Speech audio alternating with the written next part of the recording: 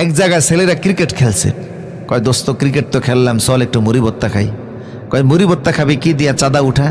তো কেউ 5 টাকা, কেউ 4 টাকা, কেউ 3 টাকা, কেউ 2 টাকা। শয়তানও ওখানে গেছে, গিয়া কয় আচ্ছা তোরা মুড়ি ভর্তা খাবি, তা আমি খাবো না কেন?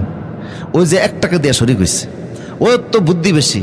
ও কয় ওরা 5 টাকা দিয়ে যে পরিমাণ মুড়ি খাবে, আমি 1 টাকা দিয়ে ওই পরিমাণ খাবো, কারণ খানার সময় তো সবাই সমান খাইব, কেউ তো আর কম বেশি খাবে না।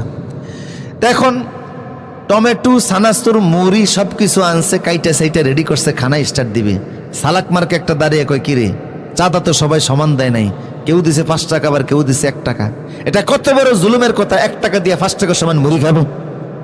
কয় তাহলে কি করিতে হইবে? কয় বুদ্ধি একটা আছে, যে 5 টাকা দিছে সে 5 আঙ্গুল দিয়ে খাবে, যা 4 টাকা 4 আঙ্গুল, 3 টাকা 3 আঙ্গুল, 2 টাকা 2 আঙ্গুল, 1 টাকা 1 আঙ্গুল।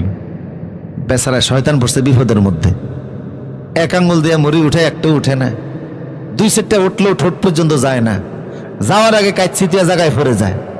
রাগে দাঁড়িয়ে কয় আমি শয়তান না, তোরা শয়তান না, বুদ্ধিতে আমার মাথার মধ্যে নেই, আগে জানলে এই রাস্তা দিয়ে আমি আসতাম না, পুরো টাকাটা আজকে আমার বাইরে গেছে।